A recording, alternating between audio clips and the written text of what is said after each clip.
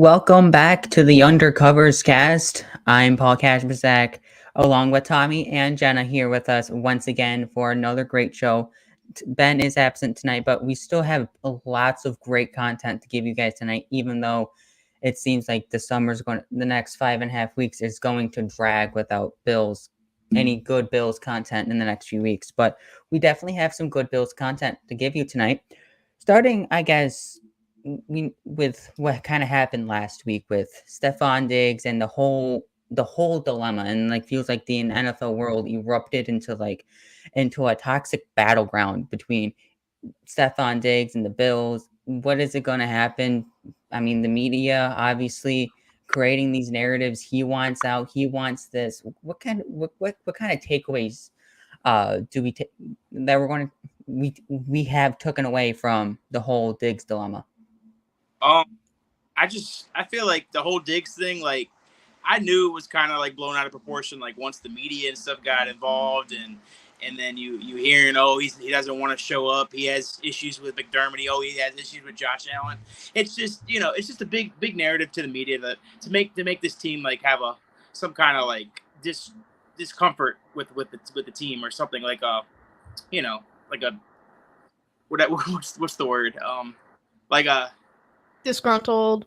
Yeah, disgruntled. Yeah, like a disgruntled. Yeah. I mean, just I don't like it, and I just feel like now that Diggs he showed up to the last day at camp when they practiced last week, so I don't think it's a big deal, and I think him showing he's working out and he's committed to this team and he wants to win.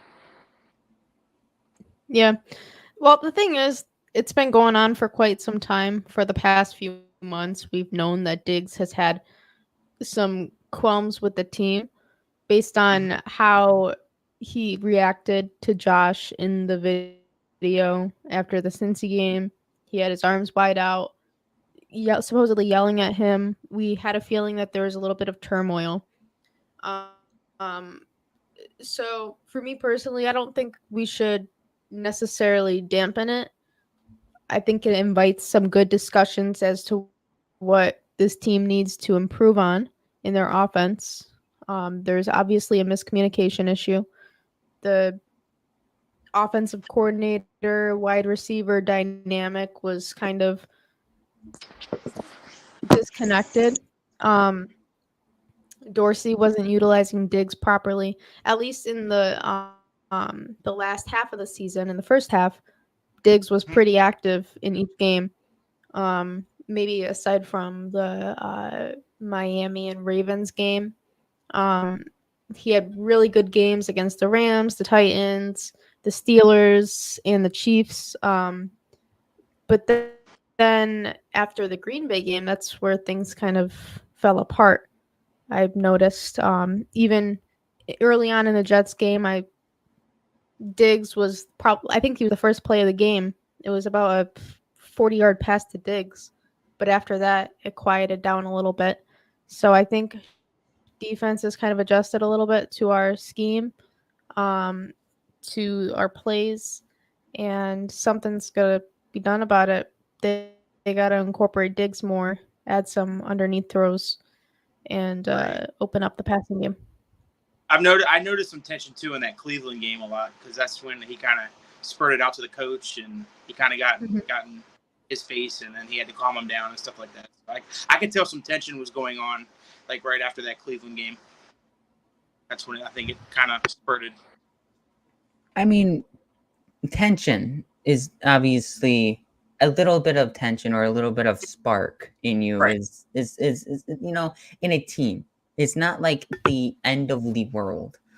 I mean, it's, to me, the entire, kind of to your point, Tommy, it was blown out of proportion. I think too many people overreacted over McDermott's comments, over the media's narrative of Diggs wants out.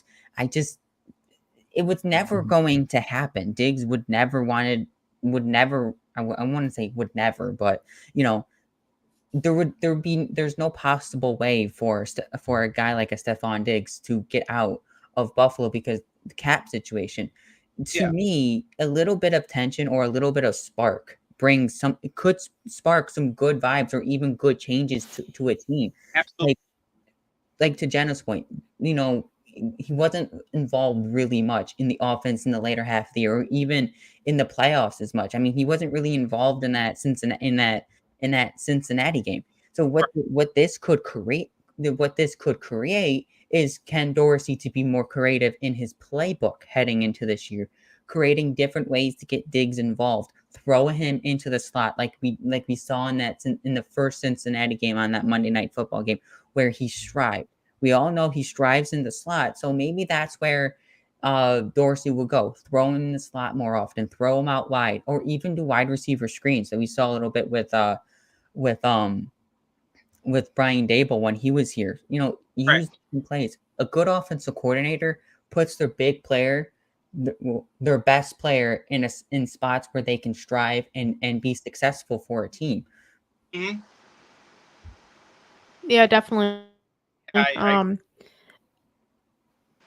I believe it's healthy discourse and that it'll push Dorsey to make better decisions and game plan, alter his game plan in the middle of the game. It's kind of like pushing a little kid on their first day of school, and keep pushing them, you know, throughout the school year. So it's needed. yeah. And I feel like, maybe at training camp, like him and Dorsey and the offensive coaches get together and, determine what are ways he can get open in the scheme. Like, go through different routes and go through the stuff where he could get open and, be happy in this offense. So just you have like a less tension when you get together at training camp. You get to the playbook, you know what you got to do. You go to work and you perform during the season, and I think that'll be good for Diggs, and I think that'll be good for our offensive coaches. If you told and me that there, go ahead. Sorry, go ahead. No, you're good. To me personally, it's his reaction is completely justified. I think we're all disappointed in how the season has ended in the past 3 years. Yep. When Diggs has been on the team, 4 years if you count the 2019, but we all want progress to be made. I think I could speak for all of us when we expect Dorsey to improve at least a little bit. Um, I think that on the other side of things, Diggs should probably give the coaching staff a chance. Dorsey in his second season, they added Kincaid, they added Deontay Hardy, Trent Sherfield, they added better weapons on the latter half of the wide receiver depth chart. A better running game, fixed the offensive line. Yeah, things have been stressful for the past 3 years, but they've actually made upgrades to the offense this off season. So there's two sides of the coin.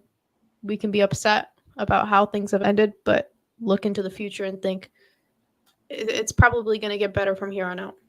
Yeah, I totally agree. I think from here on out, I don't think there should be any Diggs should be traded to the Giants talk anymore. I think that's honestly, I thought that was ridiculous when Giants fans started to say that. Sorry, Giants fans, but like if you told me throughout the entirety of Josh Allen and Stefon Diggs era, there was going to be no drama or no like something like this, like you know what I mean, like on some sort of discussion about a player that is maybe somewhat unhappy, because I wouldn't call him I don't want to call him frustrated. I would just say he's just somewhat unhappy with how things are going. If you told me there was none of this for the during the Josh Allen years, I would tell you probably a little bit crazy, because there's going to be at some point in time, there's going to have to be some sort of roadblock that gets into the way of winning, except losing, right? Players are, I'm going to be, we work every day. We have some sort of reason to be frustrated with work, even though we go into work every day. Yeah, we like where we work, but you're still gonna there's still gonna be something that's gonna keep you, well, this makes me think otherwise.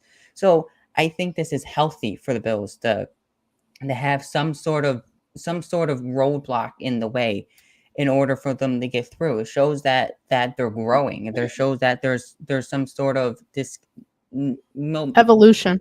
yes, there's the word. You Yep. know, they're just evolving into their own team. Yeah, 100%. And like Yeah, I and said, I think. yeah. I'm sorry, Tommy. Go ahead. Oh, you're good. I Let me was just gonna. interrupt. I said, I mean, after training camp, like this team could be ready to roll. Like when you see them in the preseason games, like they could be clicking and going, and it's just I think we're gonna be fine. Like I said, I mean, who knows? They could add maybe one more piece to the offense. We don't know.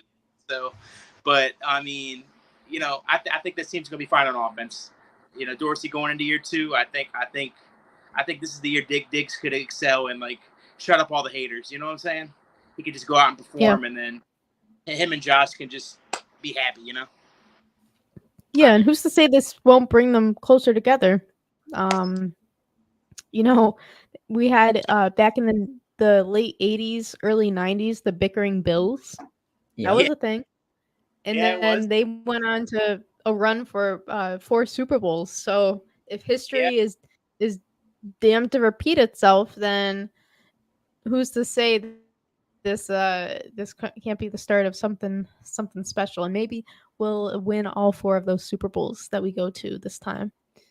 There you go, Jenna. Positivity. Yeah. Listen, those And I'm glad Bills that went to 4 straight. Yeah. Yep.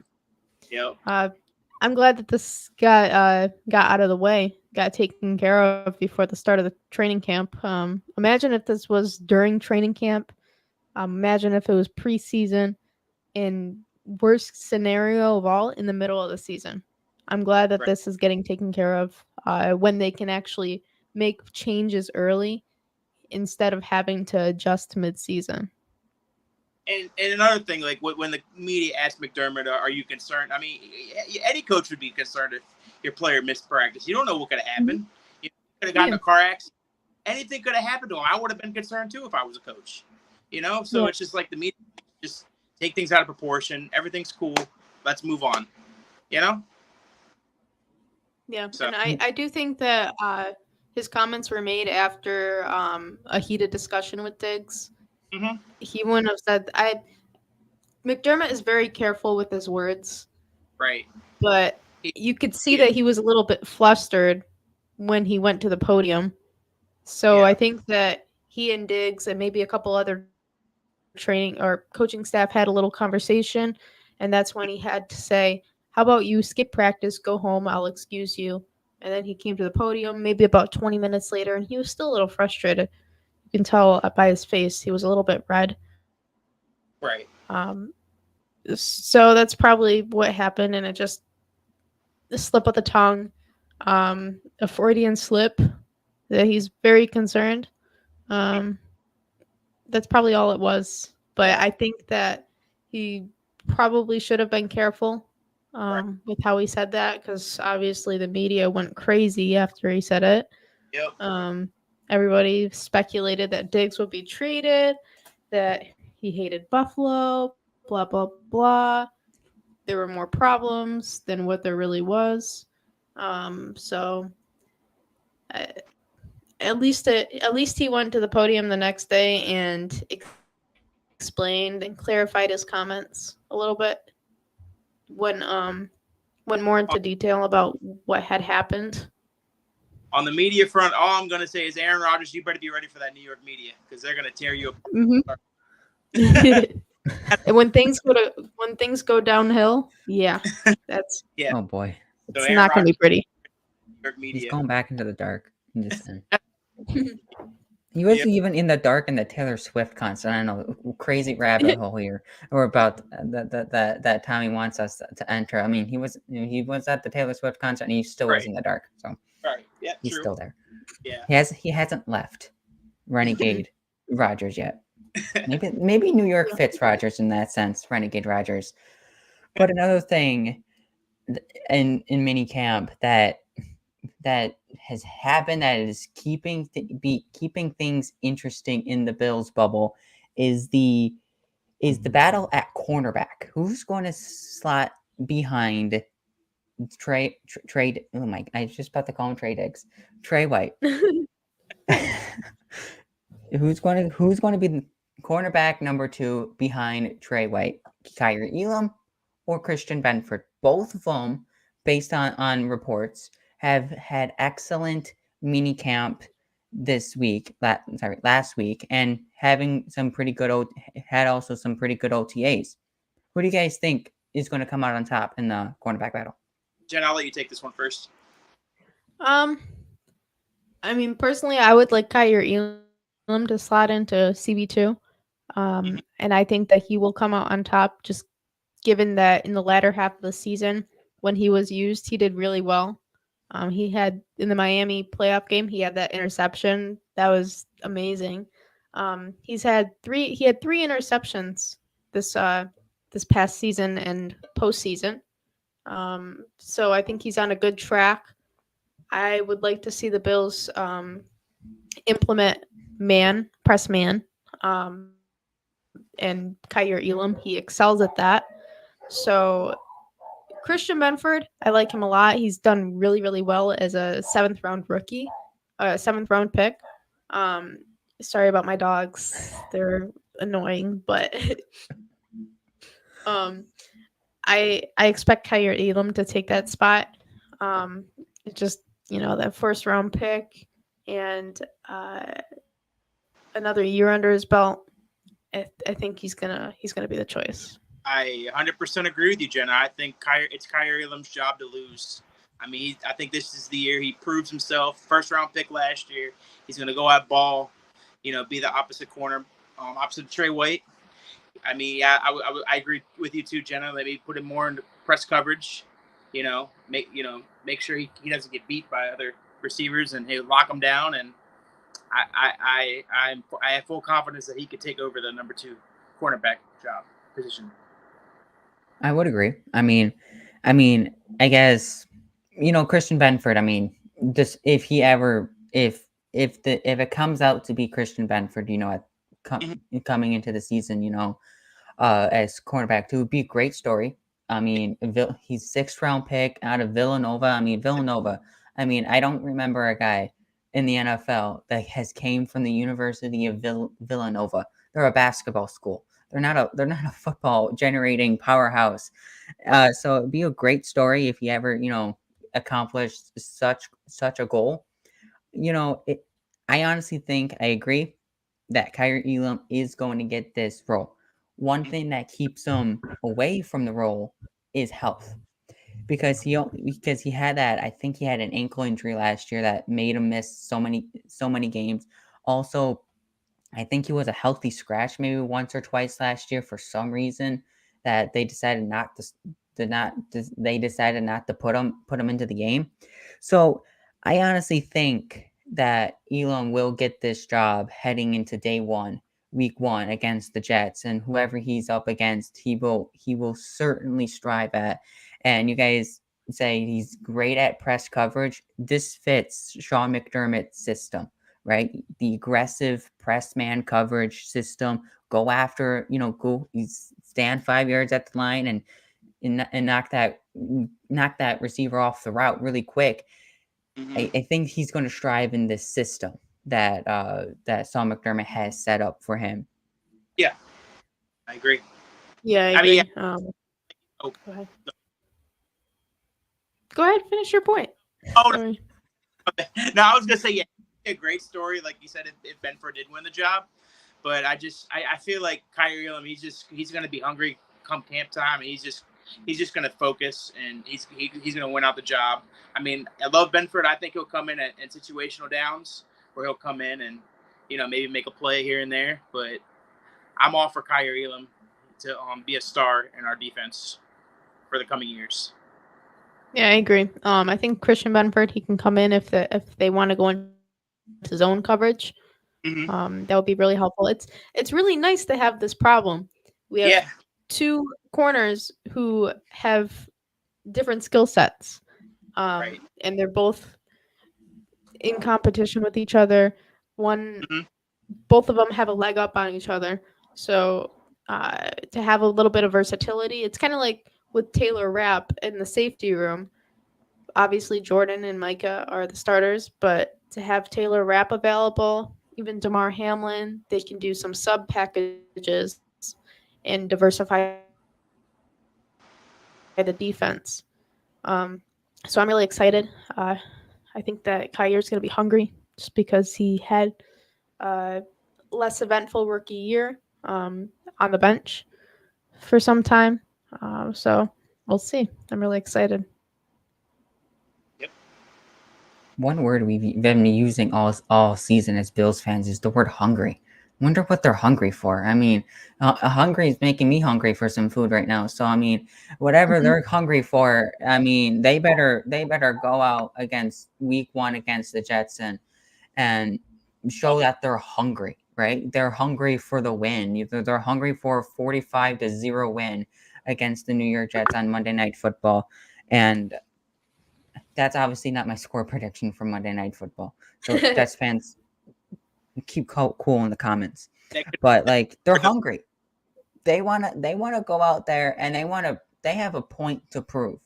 They were they were basically embarrassed last year on their home field.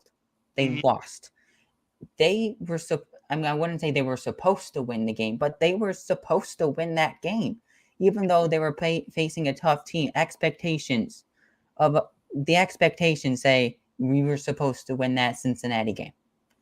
We got embarrassed. So coming off that game, heading into the season, they better be hungry for something. I think this team has a point to prove. And to your point, Jenna, having some competition at CB2, it's always good to have competition.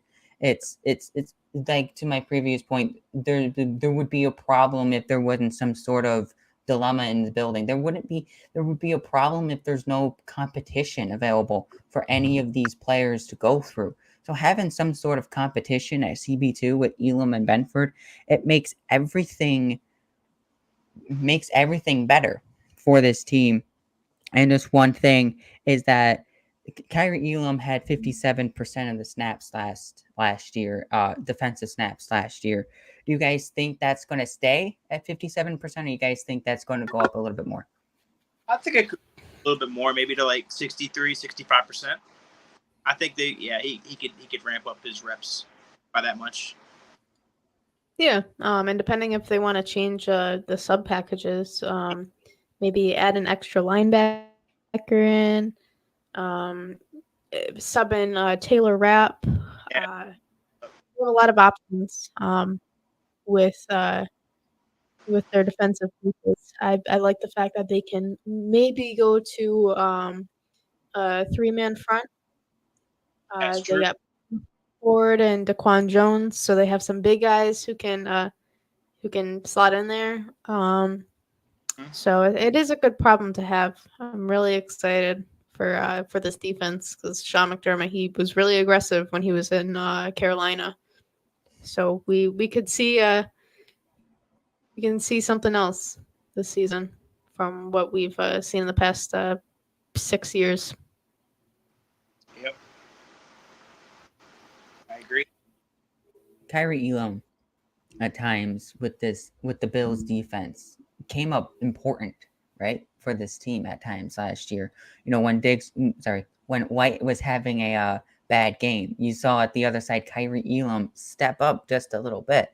He had some timely interceptions. He had 4 interceptions last year. I mean, when he got his Nope. first interception, he got more, Sorry. which is great. Wait, So wait, Paul. Yeah. He had 4 interceptions? Yeah. Let's see, he had one in the Pittsburgh game, Kansas City game, and then the other one that I remember was the Miami playoff game. That was 3. When was the other one? I'm just curious because that just makes me I excited. think I might have. No, he actually had 2 last year. Whoopsies, my bad. Must have. I wrote He had 2 down in the the wrong regular stat. season. Yeah. No, it's okay. He had 2 in the regular season and then 1 in the postseason. I wrote down the wrong stat. I wrote down wherever the 4 was. I don't even know. Pass defended by something. I don't know. Uh, That's whatever I Okay. wrote down. Sorry. 2 interceptions, guys. I got us all excited, oh, but I guess all good. that's something we could be excited for. More Yeah. interceptions for this defense, creating more turnovers. It brings up another good point. The Bills didn't really turn the Bills defense really didn't get any turnovers to allow their offense back onto the field. The defense was out there for several times last year, out on the field after third downs when they needed a big stop. So how do you get big stops? It's a guy like a Kyrie Elam to give you an interception. I was gonna make a point that too. Like I feel like the turnover. Why we didn't get many turnovers because we didn't have our all pro safeties in the backfield. They were both banged up, and when you have Yep. those guys fully healthy behind our cornerback duo, you will see more aggressiveness. You will see a lot more turnovers. When they're hurt, it's just we were behind the 8 ball a lot, and we couldn't get the turnovers. Yeah, and something that I really want to see from this defense is some forced fumbles. We didn't Yeah. have very many forced fumbles last year, and I feel like we haven't had very many forced fumbles in the past Yeah. 6 years. I think they always emphasize knocking the ball out in practice, but we haven't really seen it develop in games. So I'm hoping that having an extra linebacker out on the field might cause more turnovers by forced fumbles. Yeah. I agree. Yep.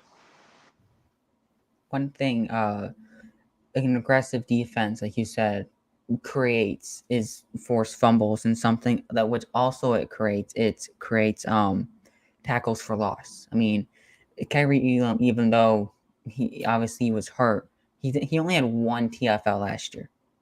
I mean, to me, obviously he's a cornerback. To me, they don't really get tons of TFLs, but 1 to me seems a little low for a tackle for loss. So maybe try to up it just a little, maybe 5 tackles for loss, just something, because if you're allowing, like he did last year, 11 yards per catch last year, I mean, it's to me, that's a little high.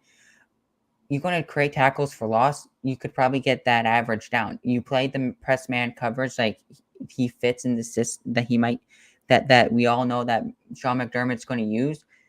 That average, that 11 yards allowed average is going to go down. So if he fits the system, that means his stats should come incredibly better heading through the 2022 season. Obviously, I think health is a concern here with Kyrie Elam. Obviously, he was hurt last year, so I think we have a big year coming through with Elam and Benford.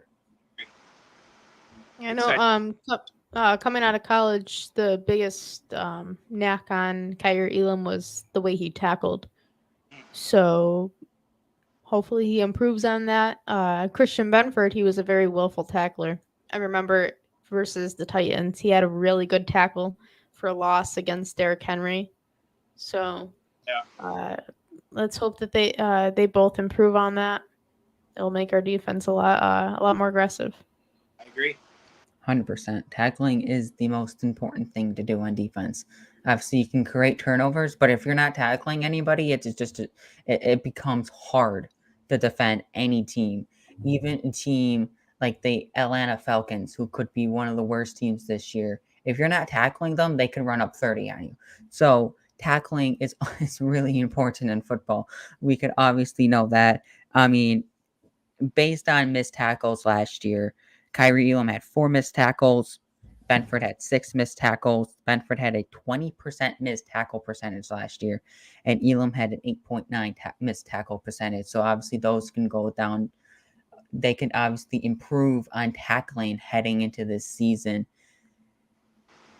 I mean, Sean McDermott said last year, his whole outcourse of the McDermott culture is fundamental football. Yep. If you can't tackle, it's not fundamental football. Right. I agree. Yeah, exactly. Anything else that we want to touch on with the cornerback battle? I think we covered it Oh, I I don't. think we covered it really well. Well, I know we've seen clips in from minicamp and OTAs that Tre'Davious White has looked really good since his ACL recovery. Yeah. So you know what they say, usually takes about 2 years to recover from an ACL. Mhm. So we're approaching 2 years come November. So I got maybe he'll look I better. got a question for you guys on Trey White. Do Yeah. y'all think they give him an extension or restructure his contract before the start of the season? I could have sworn there was some rumblings about him getting medically checked out, getting some Mhm. scans done. Um, don't take my word for it. But Right. um, actually, it was probably I think it was ECB, Erie County Bulls, who Okay. had said it. Our good friend ECB Good um friend.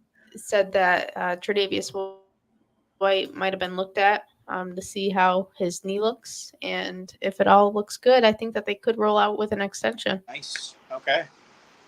Or even then they might do it mid-season before the trade Yeah. deadline. That, Let him play, see how he looks, yeah. and then go through with it. Do that. Yeah. Would you? Think What extension would y'all give him? A 1 year, or would y'all think he would maybe a 2 or 3 year? What would y'all? just depending on what the Bills, I guess, want to do and what they're thinking of doing in the future. Obviously most of the off season has been talked about D-Hop talk, but we're not going to there's too much talk about that. I Yeah. think their main issue, I think what they want to get done is getting a Gabe Davis extension done, and Yes. they haven't done it yet. If they're going to do it, it's going to happen. It's not going to happen within the next 5.5 weeks because they're on their summer vacation now. Right. So they're probably going to try to get that done in training camp. When that gets done, I think that's also when the Trey White extension gets done, because I don't Oh, think the Bills have enough money to extend Gabe Davis at this moment in time. How you get that done is you got to probably extend Dawkins or White. White's probably the more reliable option, in my opinion, to extend. okay. Yeah, makes sense. Well, with the extension, that'll create some cap space for this year. And they don't necessarily have to have the money for next year to do the extension because they can always make some moves next off season to Right. get under the cap. And plus, the cap is probably going to go up next year. Um, I don't It know would. the exact number.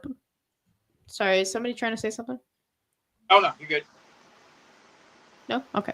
Um, we don't know exactly how much is going to go up, but we can assume that it's going to go up a fair amount. So the Gabe Davis extension, I can uh, envision that happening about mid-season because we might see some growth from him, and they might want to lock him down before he actually explodes, and the his market value goes out of range. Mhm. So as far as a Tre'Davious White extension, yeah, we could probably see it next season, next off season, or Right. sorry, this upcoming season. Um, yeah, and he's actually not a free agent until 2026. So getting that extension, you might see maybe a 2 year extension from that, a 1 year extension from that.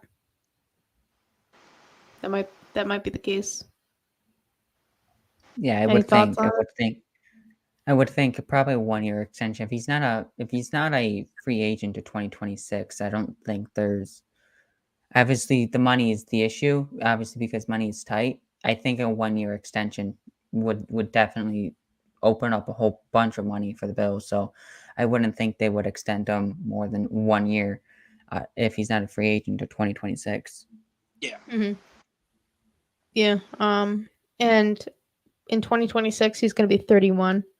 So a 1 or 2 year extension, that's not going to be anything, depending on his health. If they think that he's going to hold up in the long term, then 1 to 2 year extension shouldn't hurt at all.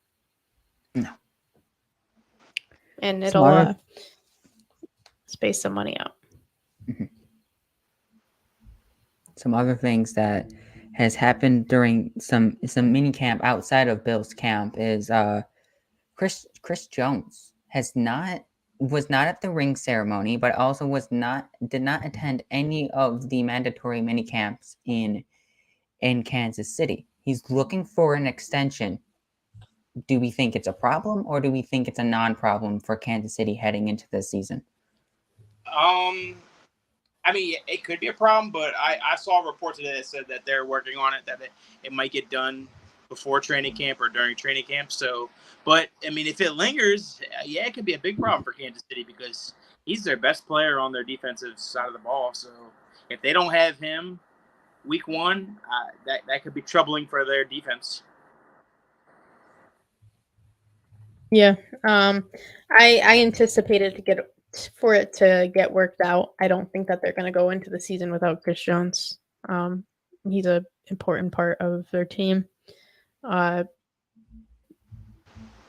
it's a little bit worrisome him not going to the ring ceremony. You'd kind of like him to be there. I know I would want to be there for the ring ceremony, even though I'm seeking a contract extension, but also think about how awkward it would be to go there when you didn't show up to minicamp. It'll be like, hey, you're not showing up to work, but you're coming to the after party. So yeah, we'll see. I definitely think that they're gonna extend him.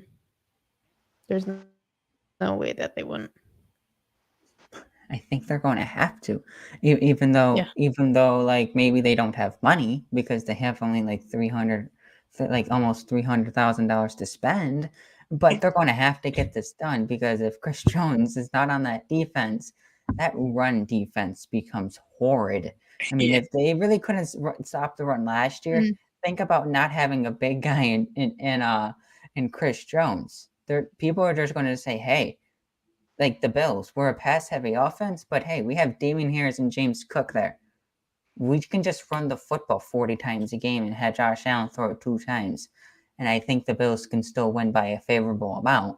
Right. So I think getting a Chris Jones extension and him not is important, and him not being at a mandatory minicamp or even the ring ceremony means something. It means that, hey, if I'm not going to show up to the ring ceremony or none of the mandatory mini camps, if I don't get an extension by camp, I'm probably not even coming to camp either. So I think the Chris Jones thing is important for the Chiefs to get done. There hasn't been much holler. Haven't seen any much holler from the Chiefs fans to get something done, but they hope, Chiefs fans, they hope they get something done with Chris Jones, or that defense becomes dog water at the start of the season. Yeah. 100%. I mean, Chris Jones, no Chris Jones on the inside. I think about what that does for the pass rush. I know they have Derek Nyadi, but Chris Jones is the cornerstone of that defensive line. Other pass rushers, George Karlaftis, he had a really good rookie season, but on the other side, the Charles Omeniu. They lost Frank Clark, so that's a big loss for them as well. Right. They lost Frank Clark. They lost Carlos Dunlap. Yeah. So that defensive end room is looking a little bit thin. They got Felix Anadike Uzama in the draft. We don't know how he's going to work out. Keandre Coburn was one of their draft picks, actually, for a defensive tackle, and he was one of the favorites in Bills Mafia. But aside from some rookies that have a good projection, they don't really have very much on that defensive line. Correct. And none of those players that you mentioned are Chris Jones. So none of them, I don't think. George Karlaftis is one guy I remember you were saying after every other name you said. But, George Karlaftis is not going to carry the Kansas City Chiefs defense in the second season, I don't think. So having a Chris Jones missing means a lot to that defense. Right. It's kind of like us not having Von Miller back. it's kind of like us losing uh, Greg Rousseau, and not signing Leonard Floyd. Yeah. That's how bad it would be without Chris Jones for the Bills. I mean, Right. compared to the Bills. Yeah. There, can I cover one thing? I thought I saw on ESPN today. They had the FPI defensive rankings up, and they had the Jets 1. I think they had New England 4. They had the Bills at 6, and they had Miami at 11. At 6, do you think that's too high or too low, or just right for the Bills? For the Bills, For defensive, I think that it's a little bit too low. okay. As in, like, it's not good enough. Oh. Sorry, my stomach is absolutely growling. You should But a little bit higher. yeah, they should be higher. The Jets being at 1. Yeah, they had the Jets at number 1. I don't know. I I mean, guess depending who's at 2, 3, and 4, 5, and 6. Right. They were. I mean, well, obviously the Bills are at 6, but who's 2 through 5? I don't think the Jets. I don't think the Jets can be better than the Niners. No. That's why I was shocked. No. I was stunned they had them at number 1. It was for this year's, this coming season rankings. Not last year. This is coming from this year. That's interesting. Right. I didn't see it, so I mean, I'm going to say that it was on the FPI. Yeah. I think it was. What is it? Football Pro Index, maybe that's what it was. Yeah, that's what FPI means. Yeah. I mean, so that's their metric. So was it like based on just like kind of like manual rankings? I'm guessing.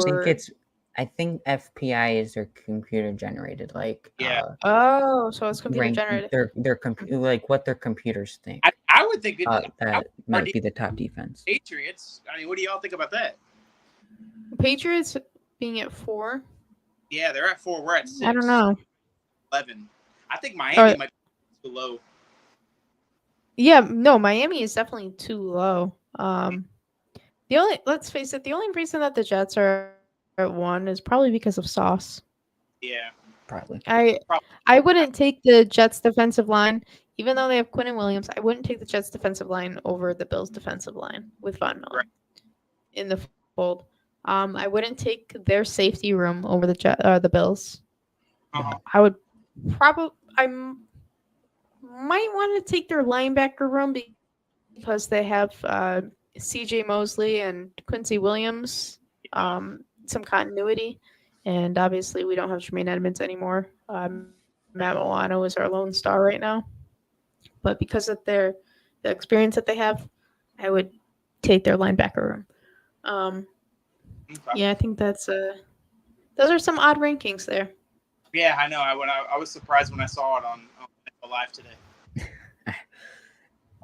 I mean, ESPN sometimes doesn't even trust their own FPI model. Right. So I mean, do we want to take a computer generated ranking, for serious or for not? I mean, I don't know. I mean, yeah, it's the computers.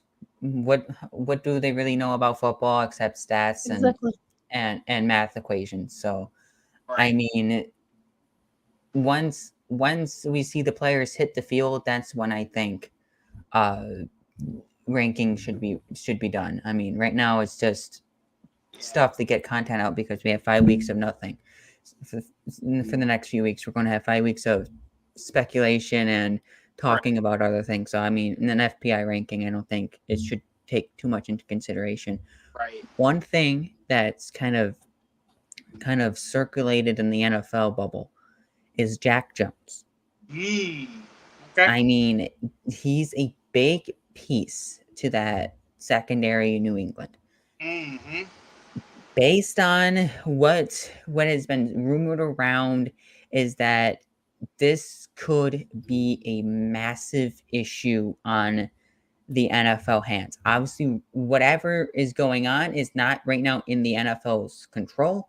It's in the United States judicial control. What they think should happen for Jack Jones, who's presumably had 2 guns at a airport. That's what we know. That's what I think has been rumored.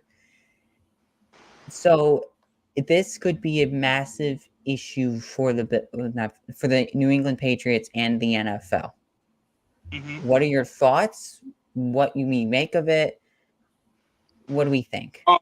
If like, I feel like that, like he should have known better than to, carry those guns in an airport. I mean, what Right. what kind of, well, I mean, how would you not know you were allowed to have that like at the airport? I mean, with today's society, I mean, it's just, you gotta know better than what he did. So, and if I was one of his teammates, I'd be like, what are you thinking, man?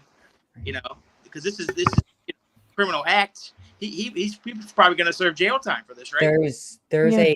There's a thing. I mean, obviously, Ian Rappaport, it's not a law firm, Mm-hmm. but based on what he knows, there could be an 18-month jail Wow. sentence for this man. So that means based on what he said what he said earlier today on the McAfee show, is that he could possibly serve an 18-year jail sentence, 18-month jail sentence for his acts at the airport and what they found. Yeah, But there's, because of how long sometimes it takes for the courts to make a decision, he could still play out this year. I think the consequences might fall into next season rather than this season. Oh, okay. But I mean, even if it's this year, you think he could serve the 18 months this year? Just depends how fast the courts go. We are at June 19th. Yeah. He said this could be a 3-month process of getting a possible ruling. So I mean, maybe sometime mid-season we'll get something, but if I was chances are he's probably playing. If I was, season. The owner, the team GM, I would serve him with a suspension, a team suspension. I would not allow him to play. Like maybe give him like a 6-game suspension, just so he can learn a little lesson. But I mean, yeah, he should know better than to carry those arms in an airport. What do you think, Jenna? Yeah. I don't think Bill Belichick is going to tolerate that. Yeah, I don't. For sure. Yeah. Yeah, it's not good timing. Right. That this has happened. Like you said, might take about 3 months, maybe a little bit more. I think this, aside from possible jail time, it's going to be a bit of a distraction for him. Oh, yeah. So he was drafted last year in 2022. Like, you'd think that as a young player, the mentality you should have in this league is like, you're one of the youngsters, you need to follow suit, and not do any stupid things. So yeah. I think that he needs to learn a little bit of lesson. Maybe serve a little bit of a suspension, Yep. and then come back the following year. So I don't know. Well, yeah, I don't think if he serves jail time, do you think he should be suspended, or do you think the NFL should ban him permanently from the league? Because this is a guy who has done a criminal act. Do you want criminals in the NFL? I mean, it's a sticky situation, Paul. Like, I could see him doing either or. I could see the. I mean, the NFL has. Oh, sorry. No, sorry. No, first time violation, and then I mean, if he does it, he'll get kicked out. But I don't know. It's sticky. Yeah, I mean, the NFL has seen way worse things. We had Aaron Hernandez. Actually, Aaron Hernandez, that was after he played. But the Deshaun Watson situation, I guess it all depends on how, like, Jack Jones is probably going to be charged. So I guess I see what you mean with, like, the actual, like, criminal part of it. Right. So yeah, I don't know. Obviously Roger Goodell has a decision to make. Yeah. I think to the degree of criminality, depends. I think Jack Jones has some explaining to do for sure. 100%. It's a massive PR crisis again in the NFL. I mean, within last year, we had Deshaun Watson. I mean, whatever you think of it, that was a massive PR mess with the NFL. I mean, what is the NFL going to do? And now you have this mess.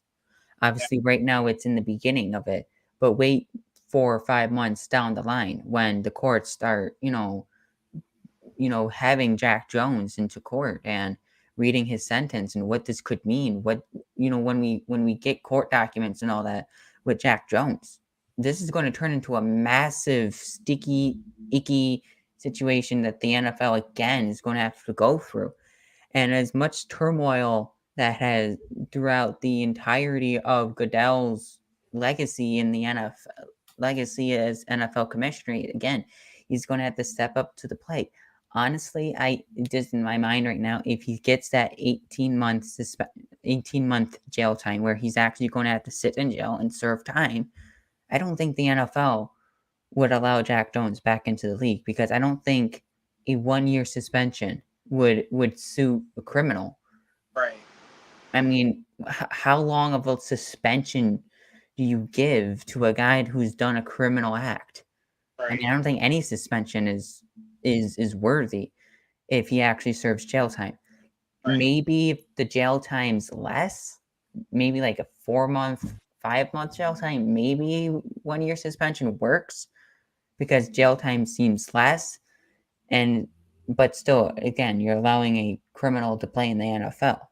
So, Right. I mean, again, if he gets that 18-month jail time, then you allow him to come back after a 1-year suspension. It's like it gives you the wrong vibes out to the rest of the players. Well, Right. I can go out, now I can go out and do this and come back and play football. It Right. kind of gives out the wrong message to the players of the NFL if he gets this 18-month suspension and he's allowed to play football again. And like I said, Right.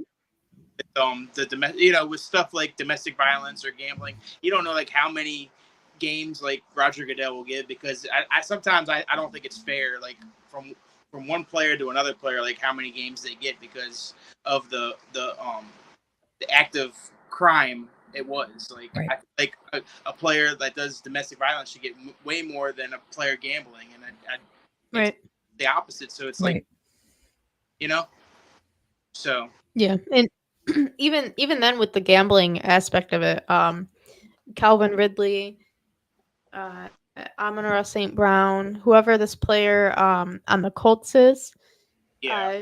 they're all getting different length of suspensions. So Yep. it seems like the NFL is kind of handing out suspensions as they go, and they're not really thinking about how long they should give these players suspensions. 100%, Jenna. Yep. Yeah. Right. One other topic that we'd like to touch up on is the SEC conference. In 2024, we have a couple teams joining. Texas, Oklahoma are joining the SEC. What do you guys think about that? I'm super excited. I mean, I know there's still 2023 to play, but you look at 2024 and you look at the matchups that we're going to get in 2024. And also remember the Big Ten's also getting some big powerhouses too in UCLA and USC. So I mean college football is about to take a massive step forward and building in a TV audience, right? Not like the TV audience hasn't been big already, but you're about to wrap it up. You're about to get some big time matchups every week. From week 1 to week 12, you're going to get massive matchups every week now. It's not going to be like this year. You're going to see an Alabama versus an FCS school for 2 weeks in a row, and you're going to watch them win 69-0. Right. That's boring. Right. Who wants to watch a 69-0 game every 2 weeks almost? So, I mean, it's boring. It gets lazy, and it just doesn't work. And to me, it just like I turn last year that on ABC they had Colorado State, Michigan in Michigan. Mm. That game was over at halftime, and they had it at noon. They had it at noon at ABC. That was Right. a week Mhm. 1 game. Hmm. I'm bored at Yeah. halftime, and I throw on ESPN. I'm bored again because there was nothing good on. Now Yeah. we're going to get some good matchups almost every week in college football, and I can't wait for college football to start in 2024. That should help the ratings massively. Like when you Mhm. get these better matchups, like from week 1 all the way to what how many weeks they do? Like 14, 15 They weeks? do 12. Well, they play 12 regular season games, and they have a week 13, which is conference championships. Then it's the Army Navy game. Then it's bowl season starts. From week 1 to 12, there should be like at least 2 to 3 exciting games every week in college. 100%. And I Mhm. think other thing it does is bring back some classic rivalries. You know, like you get the Texas A&M versus Texas, right? And then you get Yeah. Texas and Arkansas. You know, I mean, you get some legendary rivalries that get renewed, and you know, you get excited for like the fan bases from each side like going at each other, and that's what that's what gets college football like amped is the fans. You know, Yeah, get them 100%. rivalries. Mhm. Yeah, I am a new Texas Longhorns fan. Hook 'em. So I'm really excited to see them go against Georgia and Alabama. Those are going to be some really good games. Oh yeah, They're going to be excellent games. I mean, obviously, we get Texas, Alabama again this year. yeah, Next year, we don't get Texas, Alabama, but we get Texas, Georgia, and I think that game happens in Georgia. So Texas is going to have to travel to Athens and play Mhm. Georgia in a loud stadium. I mean, Stetson Bennett's not there. It's not going to be Stetson Bennett versus Quinn Ewers, but maybe next year, just depends how things work. We could possibly see Arch Manning play yeah. against Georgia in Yeah. Georgia. So I mean, Exciting. I haven't been excited for a conference realignment until this one. Normally, conference realignments take away from rivalries like Pittsburgh, West Virginia.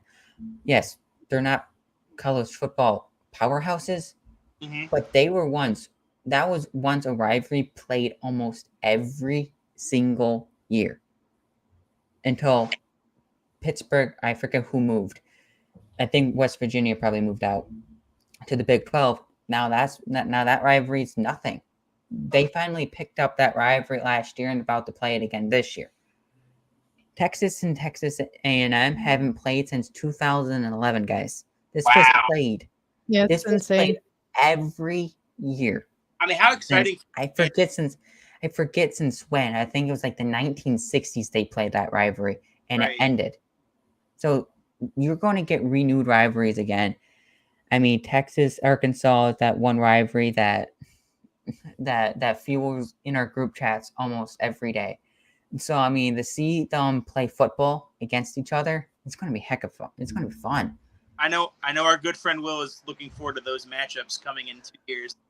He's probably like licking his chops for 2024 to hurry up. 2024 has Texas going to Georgia. Texas goes to Michigan. I don't know if he's happy with the strength of schedule, but I'm certainly happy with the strength of schedule. It gives me good football to watch every week. Mhm. Yeah, for sure.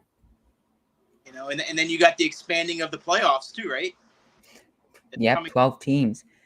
That's be, going to be interesting because we could possibly see, for a first time in forever, we could possibly see a 3-loss Georgia. yeah. Kirby Smart's going to be fired after 2024. I know that's an overreaction. Nick Saban could be out in 3 years because he's going to have so many gray hairs because he could have a 4-loss Alabama team. Yeah, it's crazy. We could see Texas win the SEC in one season. I mean, college football is going to turn into a massive dog pile. We talk almost every year college basketball and how much of how much March Madness is madness. Mm-hmm. The SEC is about to turn into March Madness of college football. Same thing with the Big Ten. Oh yeah. One thing with this SEC realignment is that they're still keeping the old rivalries. So we're going to see Alabama, Tennessee every year. We're going to see Alabama, Auburn every year. You're going to see Georgia. You're going to see Georgia, Florida every year. So that's again, you're going to keep those old rivalries in place, but you're also going to see new rivalries start to form. You might start seeing LSU, Oklahoma form into a new rivalry. They're going to play for the first time for a first time. So we're gonna with new rivalries, with old rivalries sticking, can also bring in some new rivalries into the game of college football, which is great. I mean, then you can see more field stormings, which is which is not good for the for the stadium, because they're going to have to clean all that up. But it's good for my eyes because it's good football and it means someone's upset. Yep. Makes Saturdays more entertaining, football. You know what I'm saying? Makes Saturdays feel like Sunday is also important too. Makes my weekend more important because I don't have to turn my TV on at noon and watch Colorado State, Michigan at noon Eastern on ABC. Right. So that makes me happy because I don't want to see Tennessee, Colorado State, and Michigan face each other. Right. So that's why I'm saying SEC, go to a 9-conference schedule so we don't have to see Texas, UL Monroe as well next in 2024. Right. Go to a 9-conference schedule. Give me some more SEC football and more entertaining football. I don't want to see Texas, UL, and Monroe. Yeah, we know that 2024 is going to be really interesting with the SEC realignment and Buffalo Bills 2024 Super Bowl champions. So we have a lot to look forward to in the next year. Yes, we do. All right, everyone. This concludes our show of the Undercovers podcast. Thank you for everyone for tuning in. We'll see you next week, next Monday at 7 p.m. And go Bills. Go Bills. Go Bills. Hey, don't forget to check out the basement at 7:30 on Thursdays. The Buffalo Basement. Don't forget about them. Yep. For Thursday. Yes, for sure. Go Bills. Go Bills. Go Bills.